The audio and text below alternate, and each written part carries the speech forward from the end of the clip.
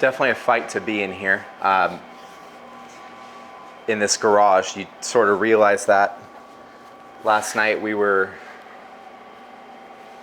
in the new bakery where we're headed in just a little while.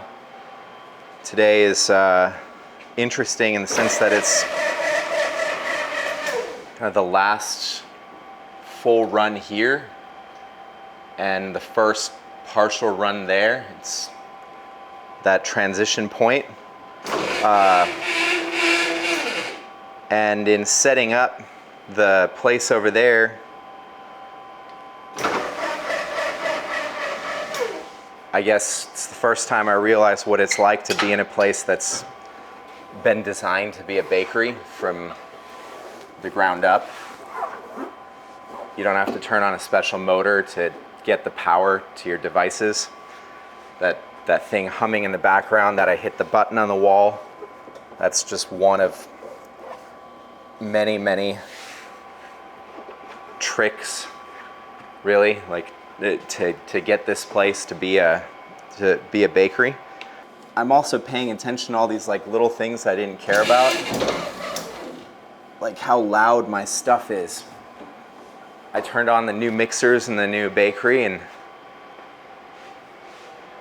well, they don't sound like this.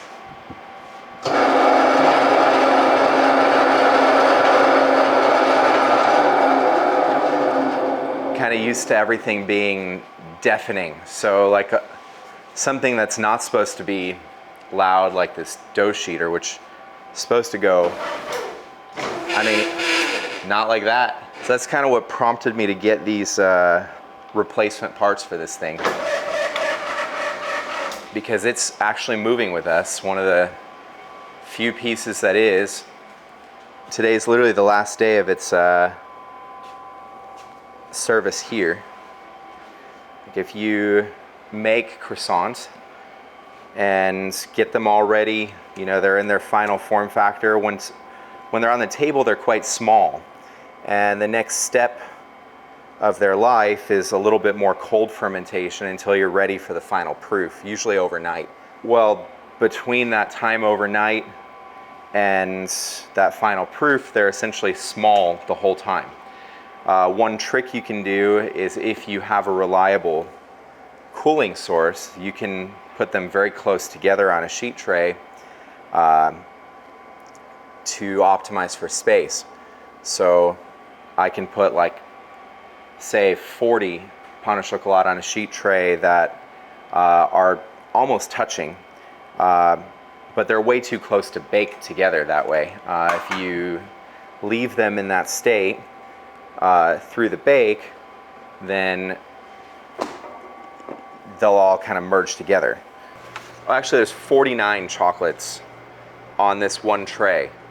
They're all cold in here and stored up. So yesterday in the new facility, I had to separate all these out into their own bake-worthy trays. You can see this is just how you can save space and, you know, make accommodations for your, you know, limited constraint. Growing businesses from the outside look like nothing but good. And good is such a like generic term, but I really feel like that's how people view a growing business. It's like nothing but up. You know, how awesome, like how great, like your sales are more than they were the year before by whatever percentage it is. How great for you, how great that you have more customers, how awesome that you have more employees.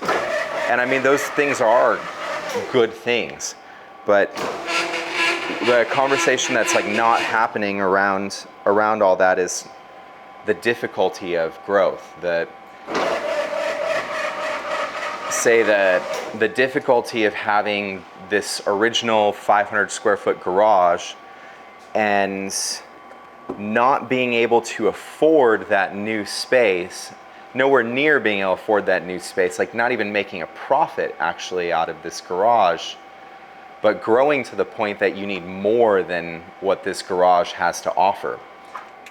It's insane to think about that when we started here in this garage 4 years ago, we didn't own a mixer. We didn't own this dough sheeter.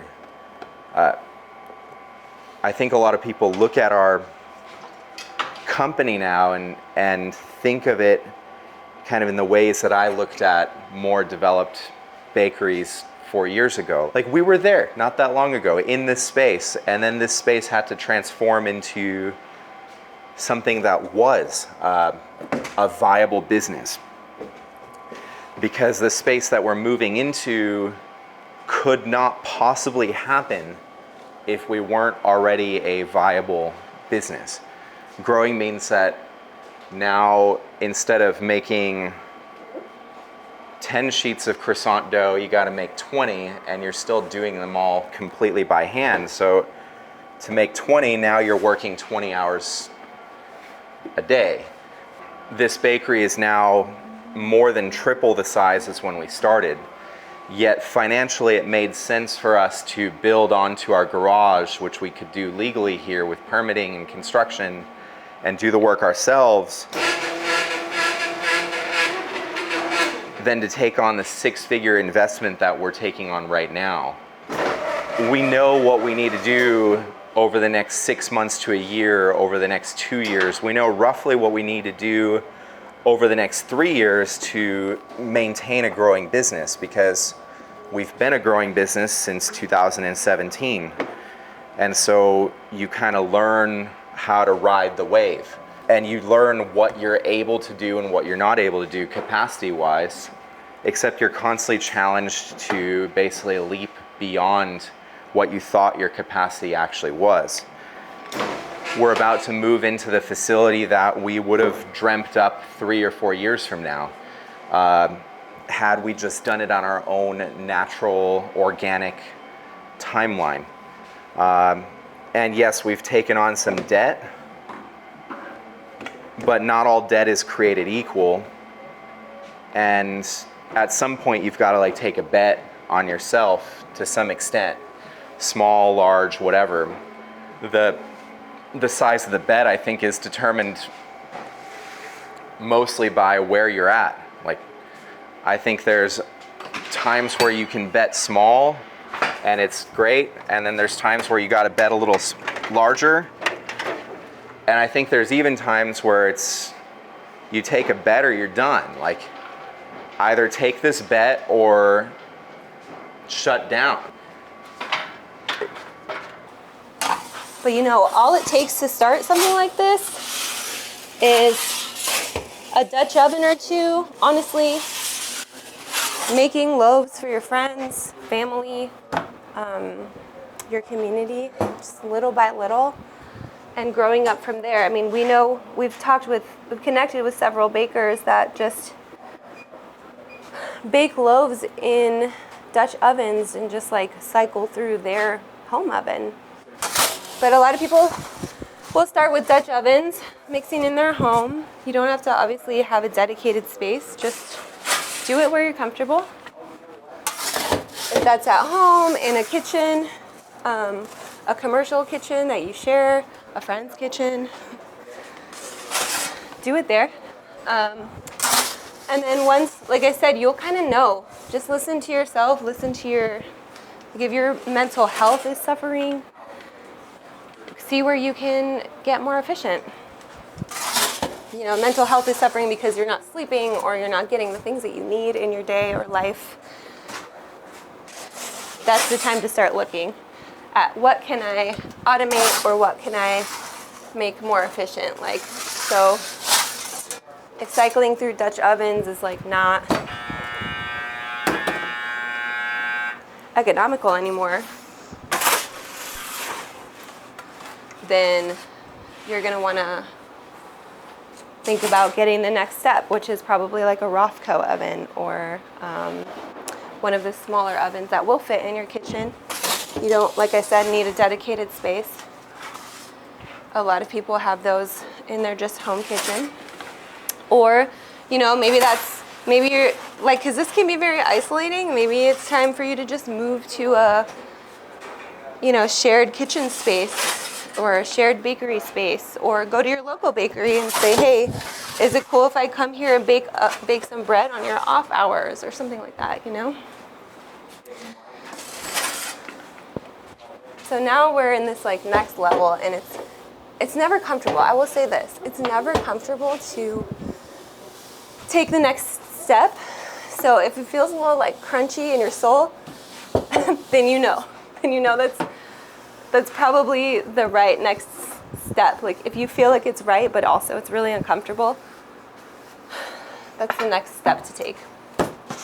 Yeah, I would say for us, the biggest things were those initial mixers. Oh, the other thing is like where to find this equipment.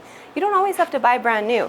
In fact, when you're grassrootsing it, I recommend not buying brand new, but being handy or having handy friends is key.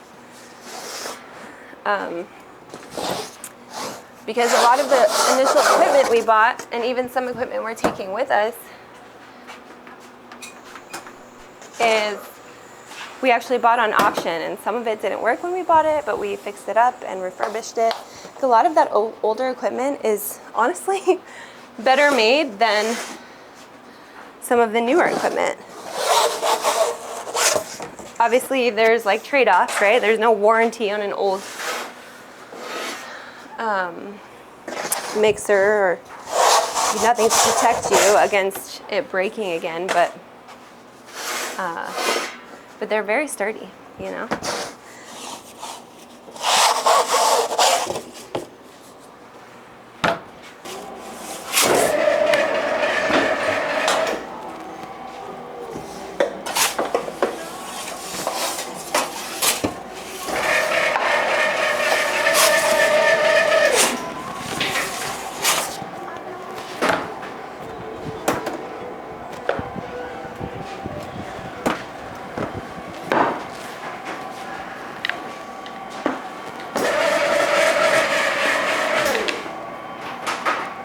Oh, the bicicleta's moved over. Way to put us in a weird spot, John. Don't we have another one? We have this. What does this stretch to? Not 5. It goes to 4. This only goes to 4. Are you okay with that? It's more than 4. It's like 4.5. It's fine. 4.5. You know what you can do is we can notch the ends of them, and then they'll have that wider base. Yeah, like if you go to the grocery store and want Get the bougie butter. good butter for croissants, like you really are kind of having to get the bougiest butter in there. So most grocery stores will have like Kerrygold or other forms of basically European style or like higher fat percentage butter. It's difficult to get in the sense that if you're trying to buy it in bulk, like for a bakery, well, you'll spend more money on butter than you can charge for your croissants. But if you're just making an individual batch of croissants at home for your enjoyment, then Splurge. yeah. I mean, if you're making your own croissants at home, then it's not about value in the first place. You're going to spend a significant amount of time over the course of multiple days making like a dozen croissants, maybe a couple dozen. And so like if you take any kind of value in your own time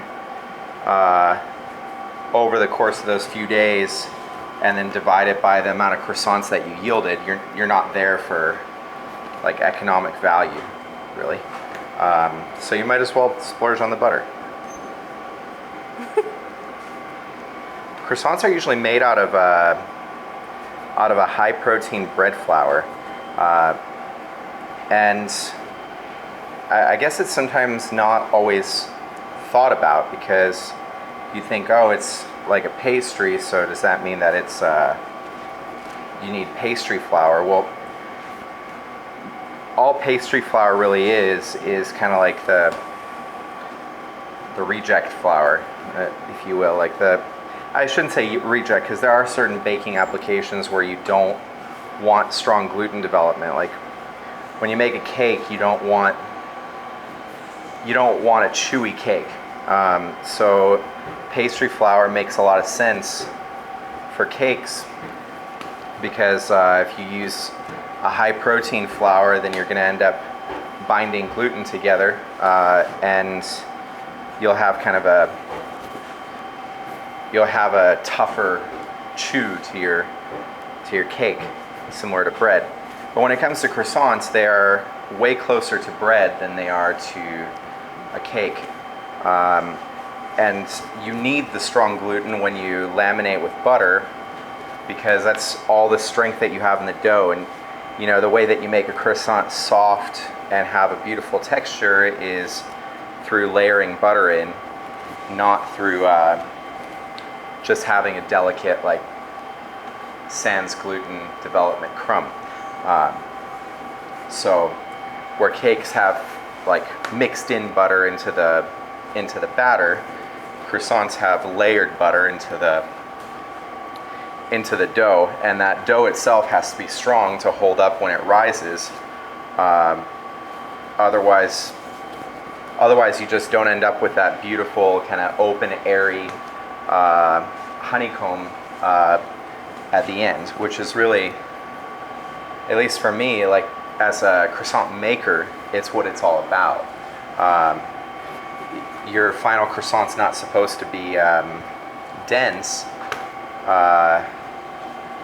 It's supposed to be airy and light, and that comes from a stronger flour. I think one of the problems in like baking from home in particular is your starter would love a daily upkeep, but a daily upkeep means you're producing new starter every day too, which then, if you're not using it, then you're throwing it away, and you're also still like exerting effort and energy and getting dirty to like mix up this goop every day. So I think that it gets old after a while, because it's true, like you can't really, I mean, unless you have a giant family, if you make one loaf Friends. You can give it. right, but like at some point, like you stop wanting to bake every single day, because you just simply don't need that much bread. Like you've given all your friends all the bread that you're going to give them over the course of a couple of months, and you're just going to keep giving them bread every day. Like at that point, you just become a baker of one loaf, the one loaf baker, which is fine. There's plenty of people that do that, but it takes a lot of time. And if you, I don't know, I think also adding some variety helps. Like a lot of people are on a weekly cadence, which still their sourdough starters they'll work like out of the fridge on a weekly cadence, but it's still a little bit too long to keep starter in a fridge and then immediately mix. So that means you got to refresh, build it up a little bit before you use it every week. I think most people aren't going to really do that. So a really nice at-home cadence would be baking twice a week, and perhaps you make your couple loaves of bread, or you make a loaf of bread and something else twice a week. Now, if you have too much bread, you can give it away, but you know, we're doing a lot with our sourdough starter, from croissants to sandwich loaves to the loaves that have inclusions like the fruit nut, cranberry, walnut style, English muffins. We make over 20 items with a sourdough starter. And most customers in the beginning were really cool about just seeing the humanness of our products. So we would be at the market, and you'd have like a chocolate croissant that appeared a little bit narrower in the pastry itself, so the chocolate would stick out the ends a little bit more. And then you'd have one that was a little bit more beautiful. And for most people, like I would even argue that there's a whole market of people that appreciate that, because they can really see how truly handmade something is. Except like our society is built around the idea of everything must be uniform and look the same. And so pressures alone will like cause you, and you want to perfect your craft. I mean, there's a difference between a machine that makes something perfect every time and people that are going through very precise steps to make something perfect every time. Like knowing to release tension in dough. You know, the machine inherently does not know to release tension in dough. In fact, in this case, the machine was what caused the tension, and the human had to come around and know to release it. And in that way, you won't have some pain au chocolat that have the chocolate sticking out of the ends, and others that, you know, are perfect. So I think in the beginning, I was motivated by the like 1 in 1,000 customer that came and like remarked on the fact, wow, these all look so different from one another. I've been kind of paying attention everywhere I go, and the thing about like mass-produced croissants is that in order for them to work, they pretty much have to be pre-manufactured, but everybody wants a fresh baked croissant. Everybody wants to be able to say, oh, this was baked this morning. So they're pre-manufactured to this point, and then from the central bakery, they are baked halfway until they're like white and barely set, and then they're put on a freezer truck and transported to their final location, where they are then thrown in the oven for a few minutes to as fresh finish. baked. As fresh baked. This is the vast majority of your grocery store bread that you buy like from the bakery in the store comes this way, and croissants come this way when they're mass produced. The problem with croissants though is you can rarely get away from the effect that happens when you try to par bake a croissant, and that's that when a croissant is not fully solidified, it collapses on itself. So if you notice, the mass-produced croissants are squatty.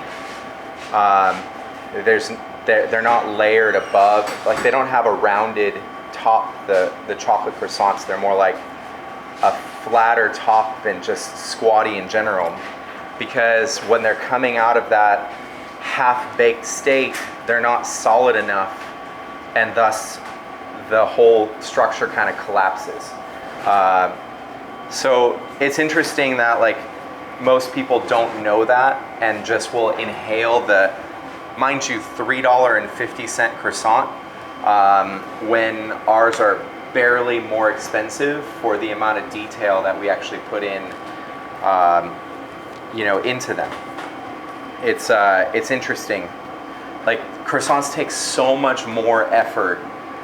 They cost more in ingredients. They cost way more in labor, and yet they command almost, like, they only command 60% of the price point of a cup of coffee.